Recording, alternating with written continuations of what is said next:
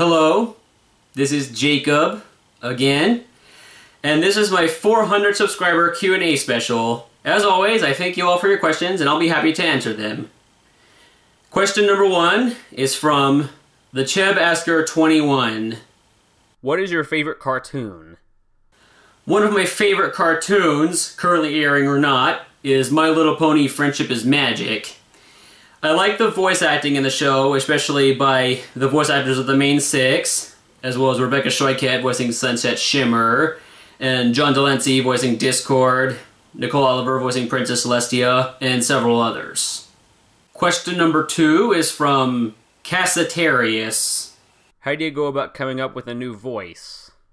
Whenever I come up with a new original voice, for example, like when I'm auditioning for something, there are many things to consider about your original voice, like what the character's age is the voice smooth or gravelly, is it higher pitch, medium, deeper, is the character a hero or a villain, and there are just several other things to consider.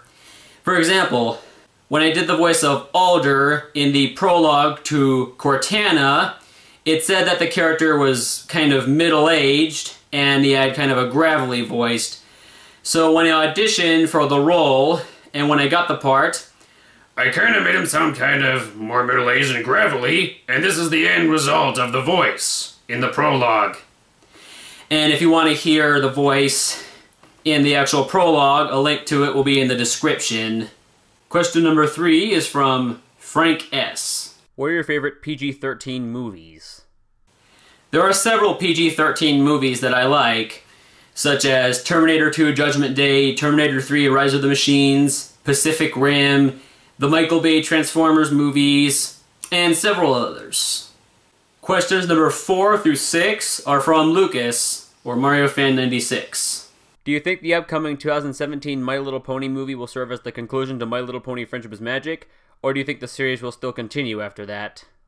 Since the show gains lots of new viewers every now and then, and since it's very profitable and popular, I really don't think that My Little Pony the movie in 2017 will be the conclusion to the series. I think it's going to continue after that.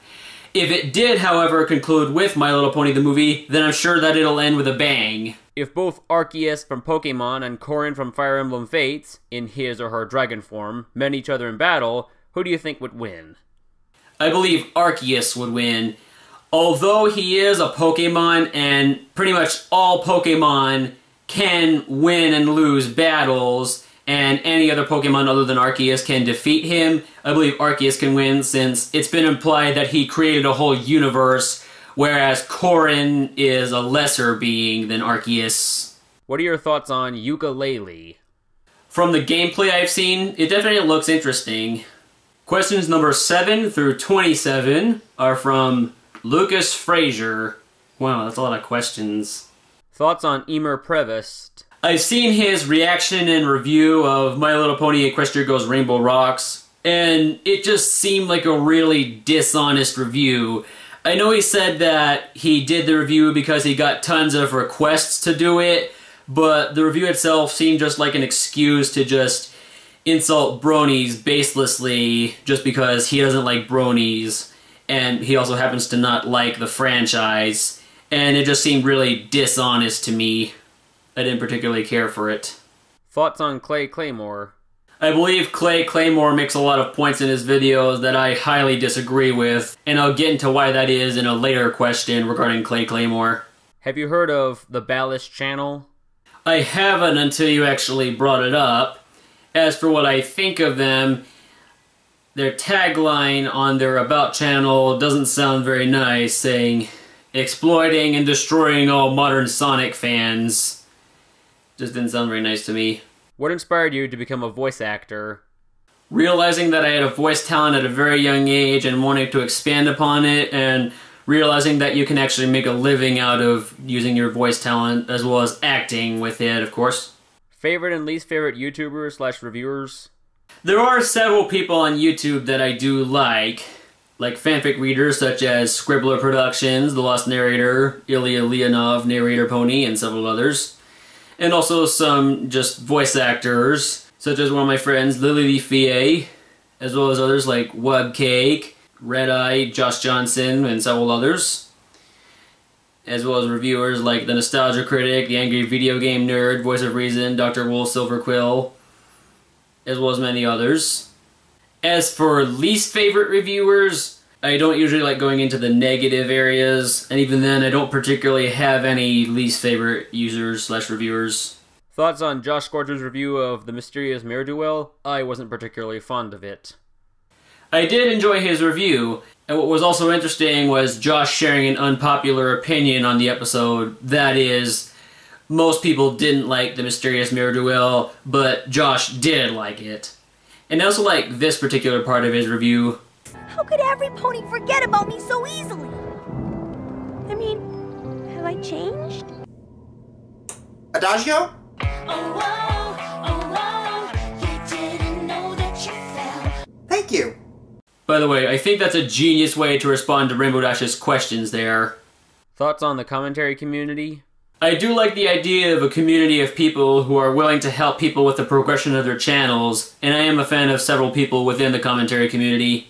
Did you know that PIEGUYRULZ actually agrees with Mr. Enter complaining about requests in his Rocket Monkeys review? PIEGUY left a comment on the review. Since I don't really follow PIEGUYRULZ or Mr. Enter, I didn't know that. Thoughts on Where's the Fair Use, as well as Clay Claymore's video, hashtag WMAR? For those who don't know, Where's the Fair Use is a movement started by Doug Walker as the Nostalgia Critic earlier this year to point out YouTube's copyright system being vastly corrupt and how it messed up a lot of people's channels and how some people were deleted because of it and because of how bad the copyright system on YouTube is. And also, not too long after that, Clay Claymore made a video called hashtag WMAR, which stands for Where's My Ad Revenue? And the title and in the video, he's basically just mocking what Doug Walker is saying throughout the video, and he's kind of taking what he's saying out of context and twisting his words a little. My thoughts on Where's the Fair Use? I really like it. I'm glad that Doug is addressing this problem in hopes that this copyright system would be fixed. And for Where's My Ad Revenue? I couldn't disagree with it more. Any movies you consider to be a guilty pleasure? There aren't any movies that I would consider a guilty pleasure. Favorite cartoon creator? There are several cartoon creators I like, such as Walt Disney, Dan Povenmire, Jeff Marsh, Steven Hillenburg, and there might be some others, but those are all I can think of so far. Favorite voice actor? My all-time favorite voice actor is Tony Jay. Favorite subject in school? I never really liked school ever since the very beginning. The thing that I thought about the most, besides getting all my work done and passing all my classes and things like that, was just, I want to get out of here. Favorite genre of video games, movies, and TV shows? I'm not really a genre person so much as I'm more of an actor person. Whenever I like several TV shows and movies and video games like My Little Pony Friendship is Magic, several Disney and Pixar movies, Mario games, Super Smash Bros., etc., etc., I follow them more mostly because of the actors in them, and as for video games, how fun they are to play, as well as the voice acting in them. Thoughts on Ratchet and Clank? From the gameplay footage I've seen, it definitely looks interesting, and I also think that it's cool that Charles Martinet, the voice of Mario, and he also did several other Mario voices, did the voice of Orvis in Ratchet and Clank Future: A Crack in Time. Thoughts on Tak and the Power of Juju? The gameplay footage did look interesting from what I've seen. Thoughts on Crash Bandicoot? If I ever get a chance to play the Crash Bandicoot series, I'd definitely like to check it out. I did think that the gameplay footage looked interesting, and I also like hearing Clancy Brown doing the voice of Uka Uka. I thought that voice for him was kind of cool.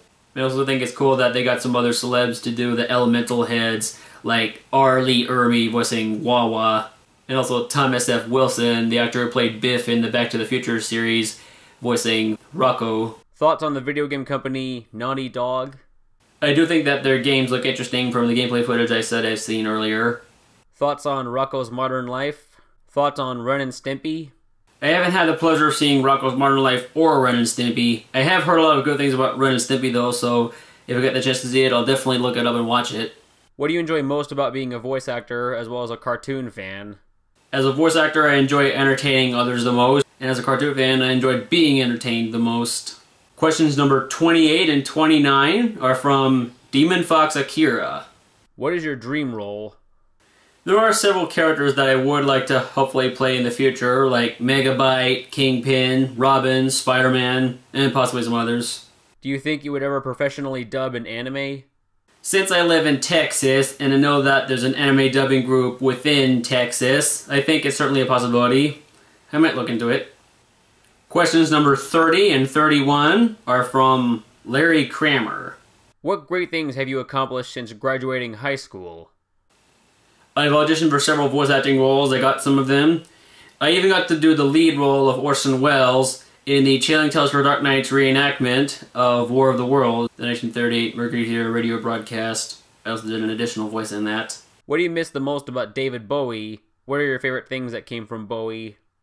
I haven't really followed David Bowie that much, so I haven't really missed much about him. Question number 32 is from Royal Bears HD. Hey Jacob, are you going to become a voice actor? I already am, and I'm continually aiming to make sure that it's my life's goal. Question number 33 is from Peter Shipway. Do you watch Brizzy Voices, and would you ever collab with her? Well, since we both do voice acting, it's certainly a possibility. Question number 34 is from Lilyleaf VA.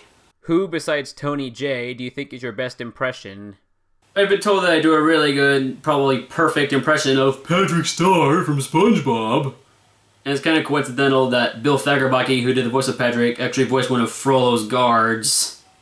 And question number 35 is from Andrew Sudum. If Tony J came back to life for only one day and you were able to spend that day with him, what would you do together? What kind of questions would you ask him? I'd definitely like to show him my voice talent and how I can do an impression of him. I'd also ask for pointers on how to make my impression of him better. I'd also ask him for some acting and voice acting advice. Also ask him about himself and tell him about myself. So, this has been my 400 subscriber Q&A special. I hope you enjoyed it. Anyway, thanks for watching. If you liked the video, be sure to click the like button, and also don't forget to comment and subscribe. And I'll provide you with links to my Facebook and Twitter pages as well as my Skype name in the description as well. And as always, this is Jacob, signing off.